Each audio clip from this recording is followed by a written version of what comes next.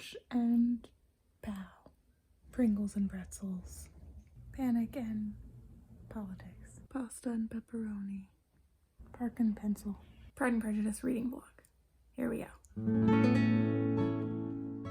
So this year I'm participating in the Down Memory Jane read-along that's being hosted by Emily from Emily's Books, Lily Eleanor Reads, and Elena the Great, and I'll link all their videos down below. I'm going into this Pride and Prejudice reading with actually no real knowledge of what it's about. I know it's Elizabeth, Darcy, that's actually it. Those are the only two things I knew about this before cracking it open. So yeah, this was quite a ride for me. Please enjoy. I'm about to start reading Pride and Prejudice. There's my copy. There's my copy. And I'm gonna vlog it. Here we go. It's a couple days later. I've read about 30 pages of this. I am having fun, but I am going very slowly. I think I really pushed myself to finish a bunch of books at the end of last year, meaning earlier this week, and so now I'm just easing my way into this delightful novel. It is delightful thus far, most agreeable. Does make me yearn for a time when language was a bit different, to say the least. But yeah, it's very funny. The things that mothers say, you can really never predict what is going to come out of a mom's mouth. That's where I'm at. That's all. This book is funny. Okay, you have a crush on your neighbor, right? And your mom really supports your crush. And she's like, you should go over there because you know what? It's gonna rain later. And if you go over there with the horse and then it's raining, they won't make you leave in the rain. They'll have to let you stay over. Fine, you do that. But you come down with a cold, a terrible cold. So the next morning, one of the footmen or whatever goes back to your house to tell your mother that you're ill. You're not that ill, but you are going to be staying there until you're not ill anymore. It would be horrible to move you the 3 miles back to your own house. So then your little sister is like, I'm going to walk over there. Just make sure she's okay. This is Lizzie. Now, Lizzie walks 3 miles through the mud to the neighbors to be like, hi guys, how's my sister? And then spends the whole day with her sister who has a horrible cold. And then at the end of the day, they're like, shall we arrange a carriage to send you home? And Lizzie is like, no, I shall stay. And so now these two sisters are staying over at their neighbor's house indefinitely, maybe, just because one of them has a cold and nobody will just put them in a carriage and drive them 3 miles to their house. You know? Just 19th century girly things. Sorry about the lighting. It's very late. And I'm reading by the light of my salt lamp.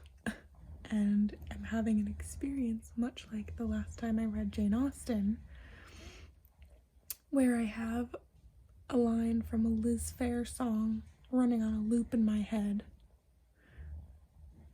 I want all that stupid old shit, like letters and sodas. Letters and sodas. This is mostly a note to self, but I don't know anything about card games. And this book is a lot about card games, so look into that. I did do that. And basically a lot of the games are versions of games that I know about, like a few different forms of blackjack, basically, and also like a watered down bridge I don't know how to play bridge, so I don't know what that means. But the main thing that is worth noting about the card games are that they're gambling games, except for whist, which is the bridge cousin. All these times when you have like everybody gathers in the parlor after supper or their evening meal and they're all just hanging out playing cards, they are gambling. They are gambling every freaking night with all their friends. I was shocked to find that out. I guess I was just like, these are proper folk. These are proper upper class, ladies and gentlemen. And they're gambling? Of course they are. They're rich. That's what rich people do. Oh my God. So, playing cards, especially whist, which you don't need to use your brain for very much, but it's also not a betting game. So it was like appropriate for young people to use it as like social lubricant.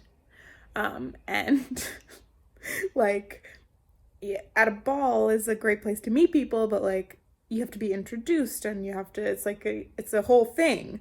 But if you're just over at your neighbor's house for tea or whatever, you can play whist with people that you don't know very well, and it's easy to have a conversation with them because you don't have to be having too much of a conversation with them. You're also playing cards, so you're not hanging out and talking to someone, you're playing cards and you're just chatting a little bit. Social rules of the 19th century. Yeah.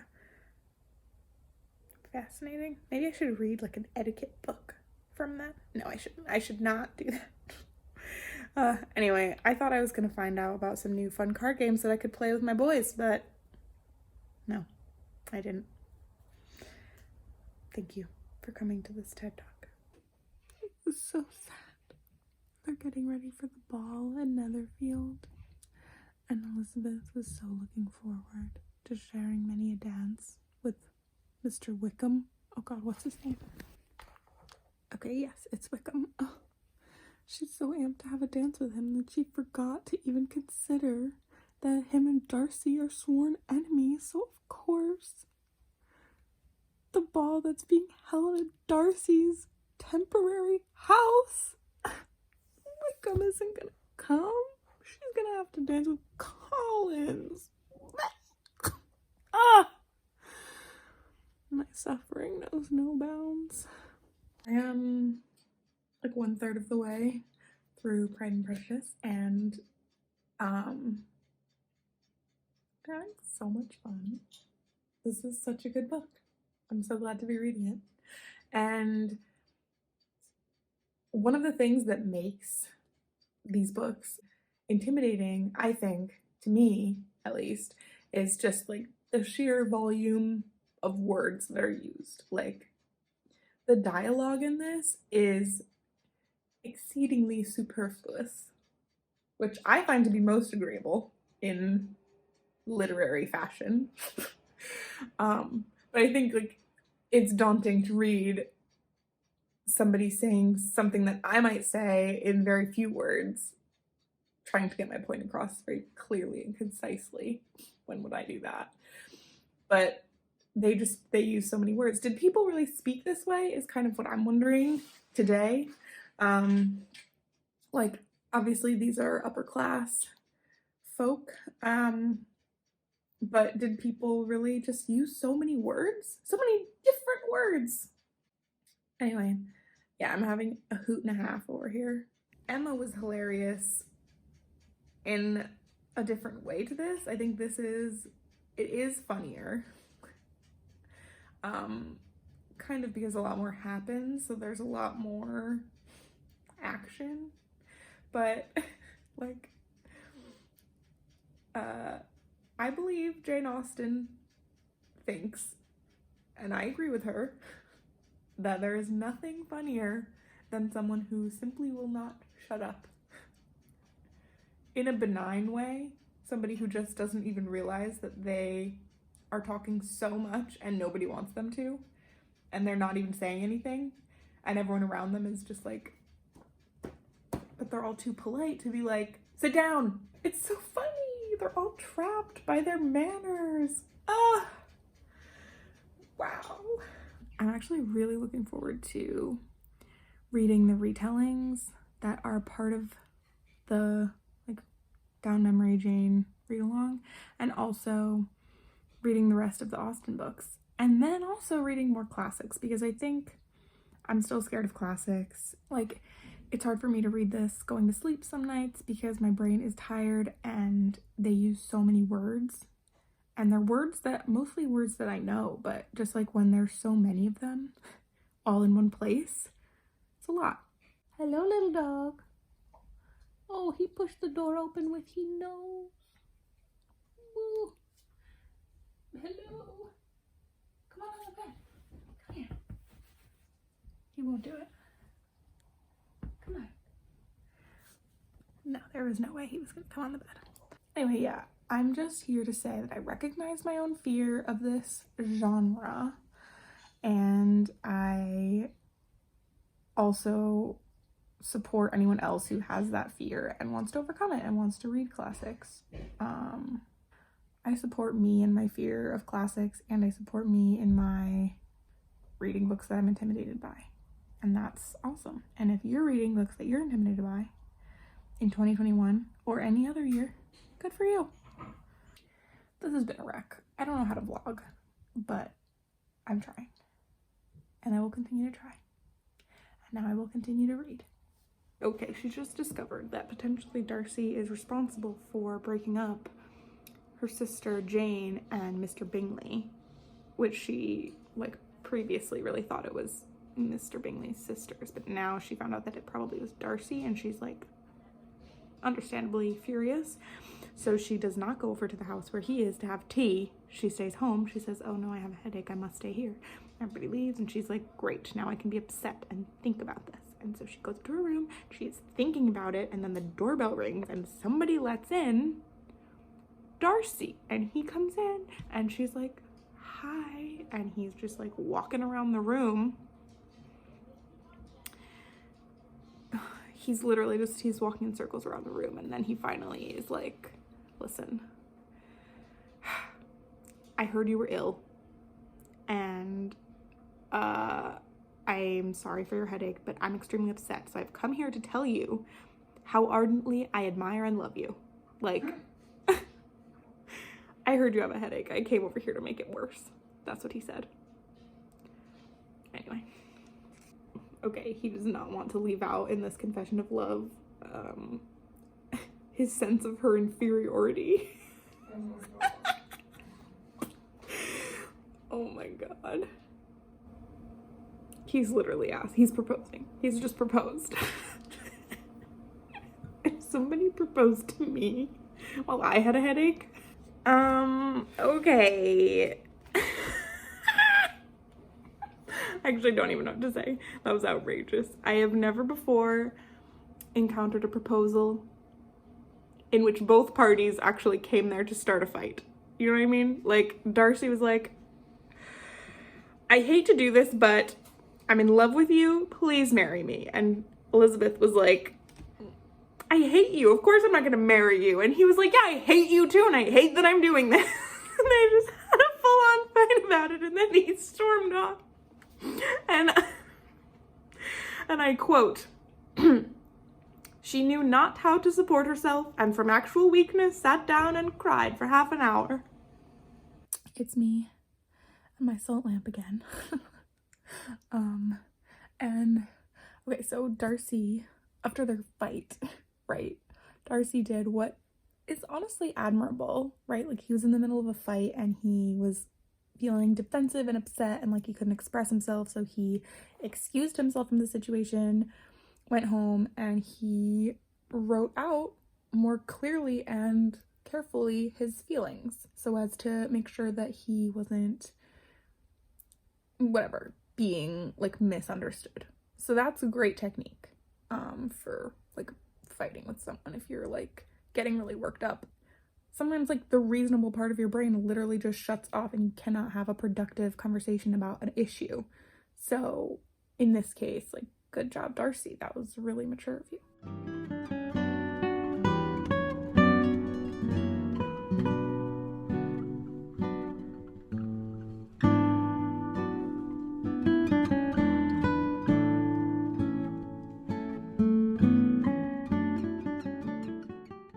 Saturday.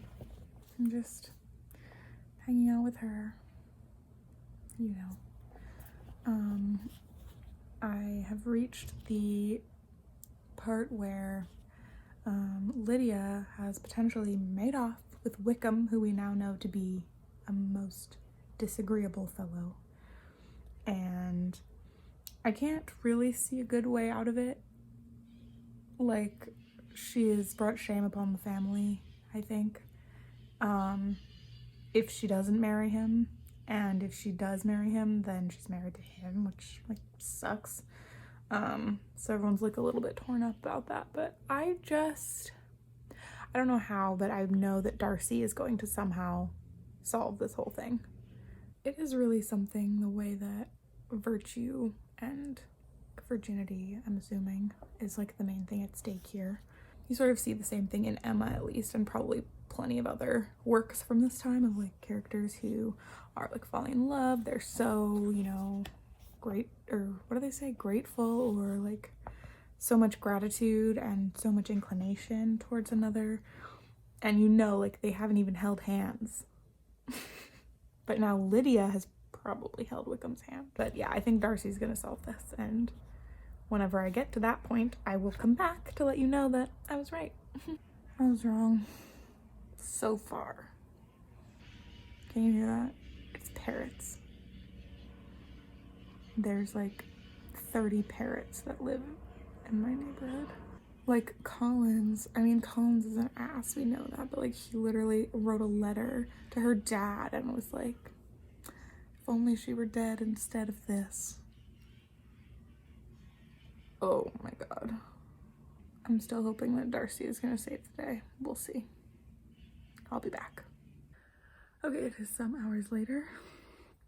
As you can tell by the lighting, presumably. Me and my salt lamp again. But I have come by to say that I was correct. Darcy did somehow fix everything. He didn't fix everything, but he did do some heroic, whatever, honor saving or what have you. So, called that.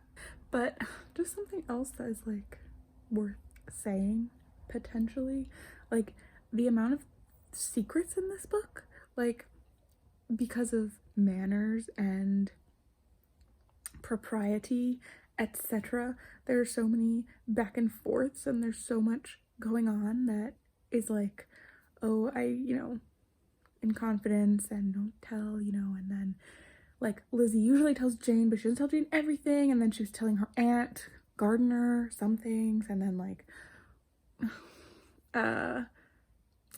what's the friend, Mrs. Collins, whatever, like just there's so many people who know some things that I keep getting confused about who knows everything. So when something new happens, I'm like, okay, well, who knew about this already and why? Because the why is like often to me feels arbitrary. Anyway, I was right. Darcy saved the day. So catch you tomorrow, I guess. We finally got there, folks. Not to the end, but to the secret, what the real draw of this book is for so many young women.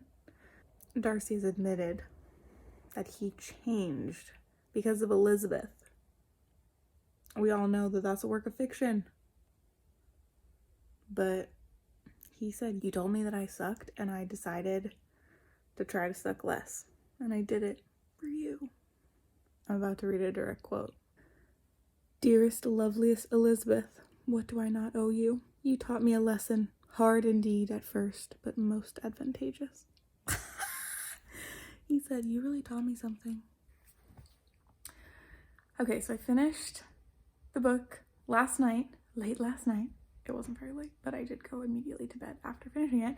And now it's the next night, and we are watching the movie, the 2005 Keira Knightley adaptation. All right, I'll let you know how the movie stands up to the book afterwards, okay?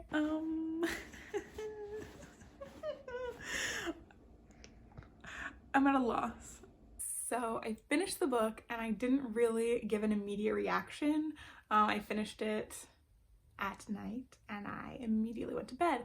But I love this book. The whole thing was such a fun commentary on social class of the time, and I think that it's not less funny now just because like the classes look different, act different. Yeah, brilliantly done, and I can't wait to read the next Austen in March. We're reading Sense and Sensibility, so keep an eye out for that one. Why don't you? As for the film, I didn't really express myself very well in the clip that I took immediately after watching it, but I thought it was masterfully done, a really good adaptation, and it did send me down a historical dress YouTube hole, and I will leave links to some of the highlights of that down below so you can check that out. I think the only major difference that's worth talking about between the book and the movie was Darcy's portrayal. For me, he came off way different in the movie than I expected based on the book, and the reason for that is that in the book we're seeing everything from Lizzie's perspective. So when she says Darcy sucks, I'm like, yeah, Darcy sucks, I got it, he's rude, he's a jerk, whatever.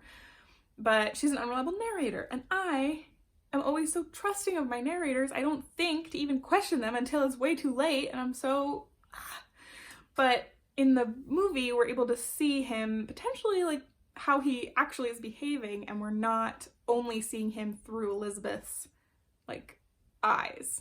So it takes her maybe a long time to realize that he's just shy and he's not actually actively mean.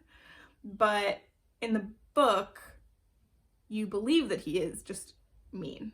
And also the Wickham plotline, I think, has a lot to do with your opinion of Darcy in the book and not that much in the movie. That's another small difference. Yeah, that's my analysis, officially, for the 2005 Keira Knightley Pride and Prejudice adaptation. Thank you. Thank you very much. So that's it. Thank you so much for watching this. It was super fun to put together, and I'm excited to put together another one in March when I read Sense and Sensibility. So make sure you subscribe if you don't want to miss that. And I will see you, well, I'll see you before then. Anyway, I'll see you later. Thanks. Bye.